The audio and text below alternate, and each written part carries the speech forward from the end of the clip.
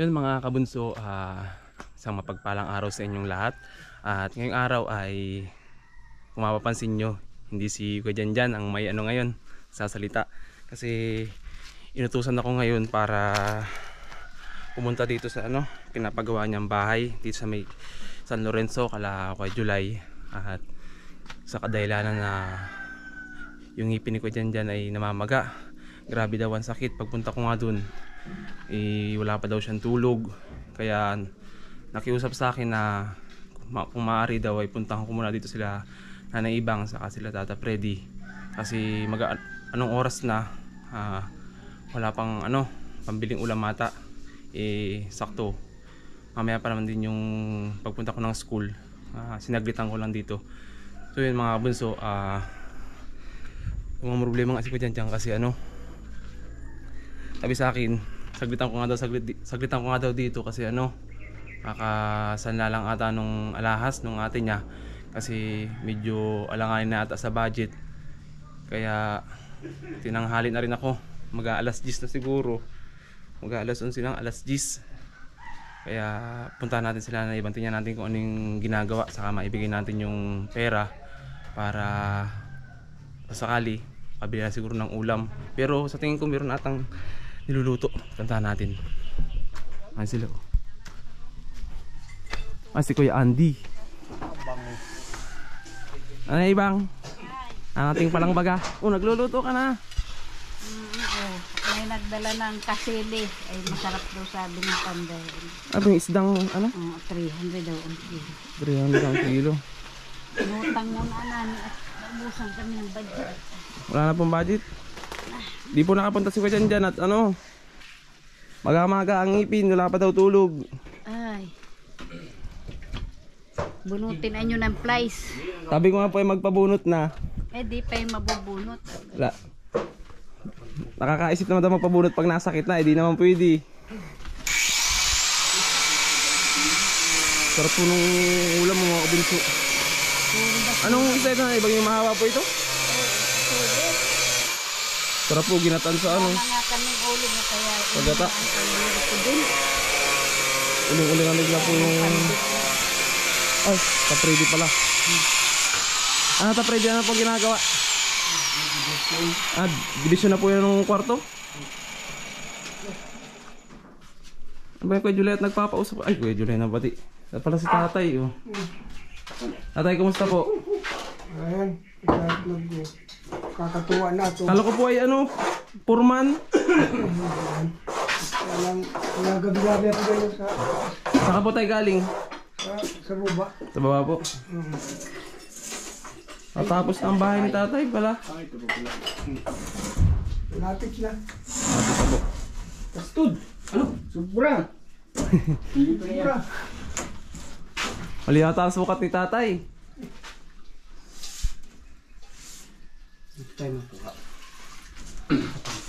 Si Kuya Andy nga ang katulong pala masakit daw ang ngipin ng ating ating kaibigan. Nabuti wala kang pasok. Mamaya po tanghali, mapunta po akong school ay review lang naman po ako ngayon. May pasok kayo? Review lang naman po. Ay, maputol ito. Dinalang mo ang motor ni Janjan. Siya po, pinagmutol na lang po at iyang wag po maano. Pamerienda na kayo, may tinapay. Ay, siya po pala. Kanina pa ako nag-iintay. Di pa pala nag-imerinda ang mga trabahador. Meron po. Kasi wala. Meron pa ako dyan pinili ay. Ang po, tinapay, saka may saging. Tinapay ninyo tatay, Magkain Tatay, na lang kayo mamaya. merienda mo daw po muna. Bago magtrabaho. Alas 10 na pati pala Nasaing na lang. Tapos saging. Bili po tayo ng saging at paborit daw po ni Tata Freddy ay. Malaklas yan. Kaya nga po, ang nagsanla daw po ng ng alahas muna sila Nanay Ibang para matapos-tapos po ito Nanay Ibang Mabayad doon sa helper. helper po. Kahit kami di binabayaran. Anong alahas na ibang sinala mo po? Yung Taan. ay sa kapatid po ni ko dyan, ano? Sa panganay ata po nila ko dyan. Nagsanla po muna ng alahas para matapos itong ano, yung bahay ni tatay matapos na. At kung mapapansin nyo naman po, medyo kulang na daw po yung budget ay wala na daw po. Makikita nyo naman po dito sa ano, sa ginagawang bahay na talagang napakaganda na. Ngayon lang po ulit ako nakapunta dito. Sinong huling punta ko dito, Kalansay pa to. Tingnan po, may mga dingding na. Basta pa rin mga merienda na. Kain po. Kanina lang po ito tatapiriti kinapit itong division na ito. Kanina. Ayun. Ito po yung kabuuan ng kwarto nila. Tatay, si Kuya Andy ang katulong. Tatay, merienda na. Kain po, kain po, kain po. Ay, tayo, Tapos, kain. Mamaya pala, makakabitan na pala ito. Mamaya, isa to. Mamaya. Kikisam yan ni mamaya.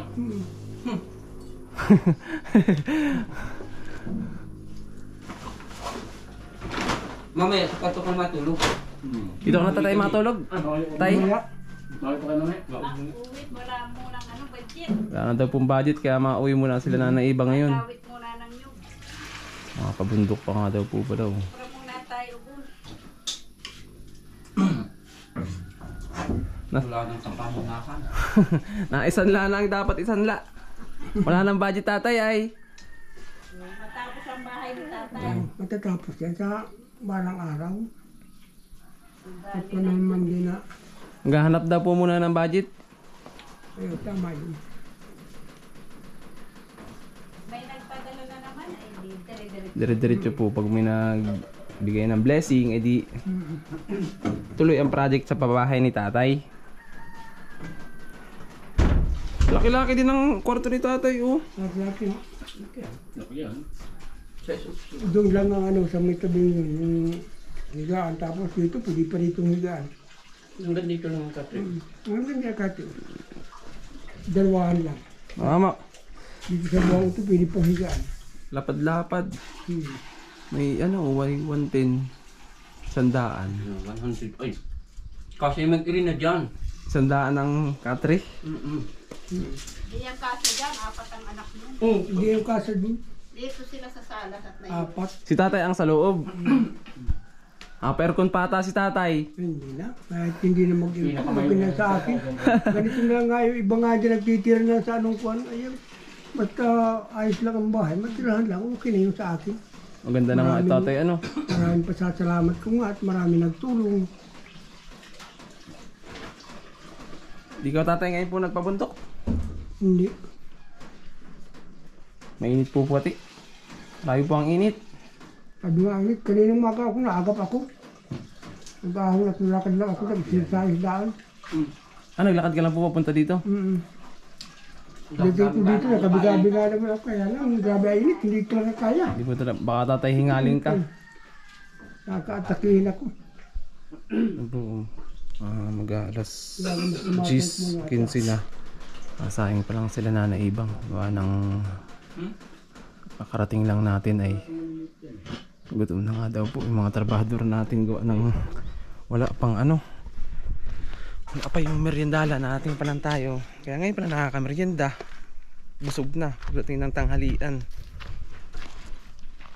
May sinampay na dito si tatay kagad Pasok tayo. Ganda pati yung... Tatay, may tinapay pa. Dami pa yan Maya, Gamas nga si tatay. Tabi na yan. Nagamas. may tabi na yan. Ah, nagamas ka tatay? Parang ay kanina. Ay, nakata po. Ginamasan ni tatay Kaninang umaga tatay, nagamas ka?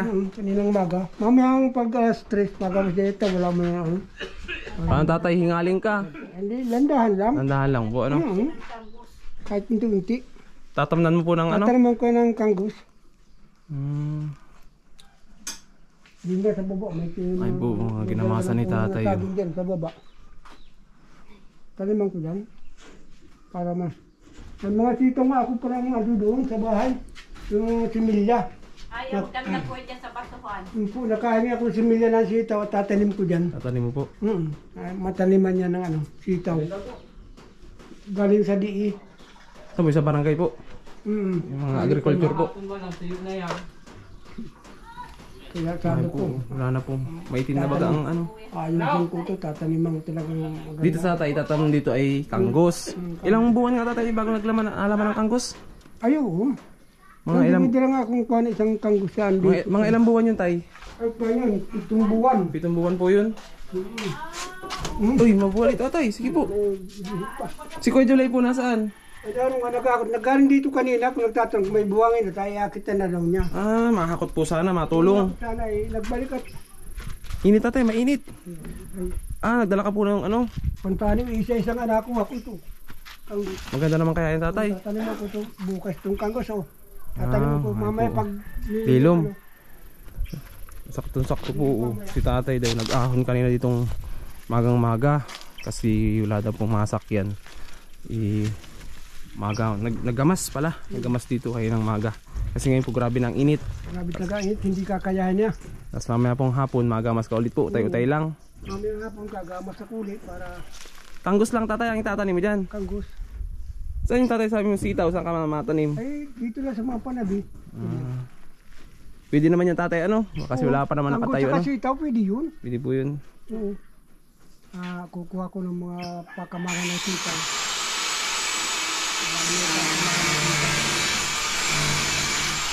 Wala ay, masakit tatay ang ngipin ko dyan. Oo. Di makapunta. Doon baga Wawa mo. bagang bata. Maga ang ngipin. Pwede pala tatay sigan pag natuyo Oo, na. mamaya. Sige ko yan mamaya. Baka tatay abutin ang bahay mo. Ay, hindi yan. Malayo yan.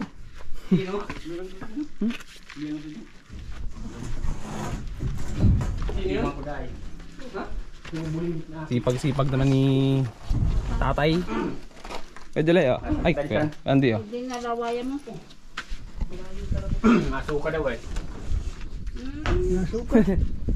Takas na nga po ni Nanay Ibang. Ang grabe na ang itim ng ano. Kaldero. Wala na daw pong ano ay. Huling.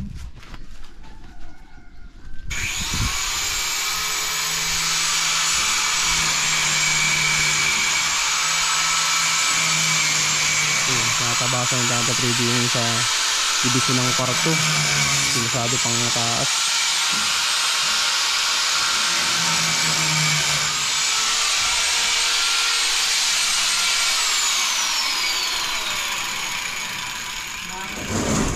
Buo na ang bahay ni tatay. Nagsobra naman ang hari. Sabi niya, sabi ka ni Kuya Duming, ayos na yan. Kaunti lang naman. Kaunting diferensya. Ang diferensya lang. Diferensya, okay lang. Mamaya pala masasara na ito. Paminto pa po ang kulang. Madami pa pong budget na kailangan dito para matapos-tapos yung bahay ni tatay. Dito po sa ano, sa pintuan. Bintana po, ilang bintana po ang kailangan. Kanina nga po Isa. sa ang Bali, 4 po. Yun nga po, ginawa natin ng ano. Sako po ang pinantabing para Hindi na tulugan dito mamaya. di ganong mainit. Diskarte po. dito, dalawang na kayo umiga. Dito. Ito na namin. Sasahod naman po ako sa senior citizen ngayon. Siguro, Ay tama ba? bibili nga po ako ng kahit 25 kilong bigas at saka kuha yung mga pang anong pang konsumo sa Paglipat mo tatay. Oo. Para Maganda tatay. yung Maganda tatay ang pagpasok. Mhm. Pero yung anak kong isa, si Gisabel, doon muna siya kasi yung nag-aaral yung anak niya dalawa. Malayo dito pag paglakad naman yung kawawa naman yung batang yun. Grade 1 pa naman lang yung batang Malayo. yun. Dapat talaga nun. Eh, kuwan. Yung, dito nga may pamakin Dito ako pa dito. po ay may grade 1 din silver na. Po, hatid sundo nga po. Gagawin talaga hatid sundo. Alin sun. Maganda pala tayo, may service ano. Oo, pero yun, Malayo na po ang ano ay eskwelahan dito. ayun, malayo talaga. Doon pa po sa baba. Nakikiusap din ako dyan sa pamangkin ko, tumutulong sa tuloy, naghahatid din. Si Tatay Isabay, ano? Oo, nagsasabi na lang. Mayroon din po nga naglalakad dyan. Sira kayo alam. Hirap ito ay maliit po naman po yun. Kasi yung batang maliit ito. Bigyan pa lang. Paghapon na tatay ang lakad, ano? Pag tanghali, mabaon ng pagkain na. Pagkain doon. Sa school naman kain sila. May mga tubig man doon sa school. Paghapon naman tatay, marami namang kasabay ay paglalakad. Madali na po. Kakaroon din ba?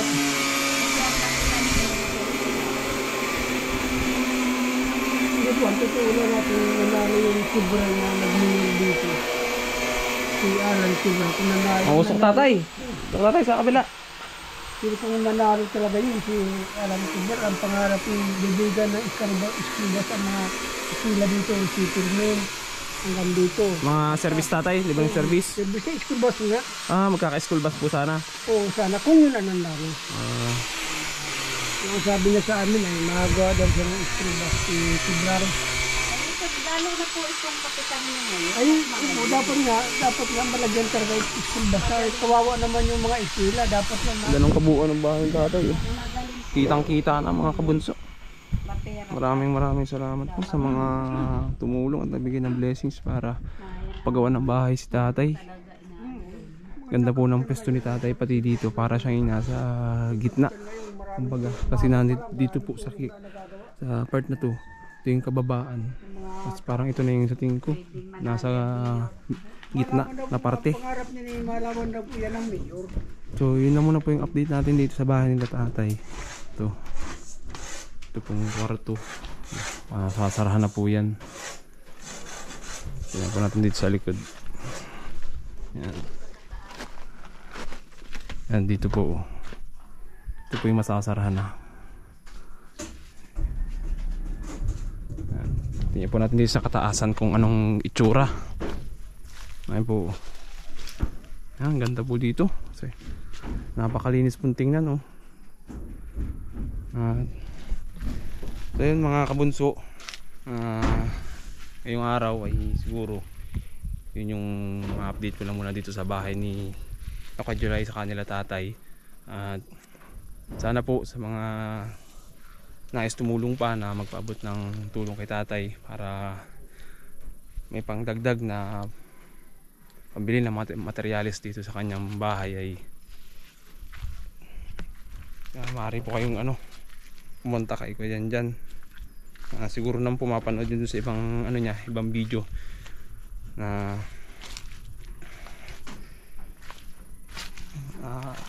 pupursigi para matapos itong bahay ni tatay. Tingnan mo, may pa dito. CR pala ito. Kala ko bodega.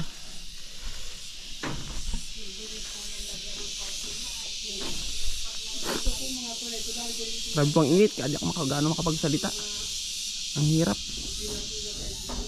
Tanghaling tapat na po ay. So yun, siguro po magpapaalam na rin ako. Sana po huwag niyo makakalimutan na suportahan si Kuya Janjan Official. At syempre yung mga sponsor po ni Kuya Janjan, sana po huwag niyo makakalimutan na suportahan yung kanilang mga YouTube channel. At di ko po mabanggit kasi limod ko na rin yung mga mga taong nang lagi nagsusuporta kay Kuya Janjan at nagsusubaybay. Kayo na po ang bahala na kayo na pati ang bahala. Sigad na po ang bahala sa inyo na magbalik ng blessing kung ano yung mga tinutulong nyo dito sa mga project ni Kuya Janjan. Sana po huwag kayong magsawang na suporta sa kung ano yung mga layunin ni Kuya Janjan Official. So yun, hanggang dito na lang po. Bye bye. God bless po sa inyong lahat.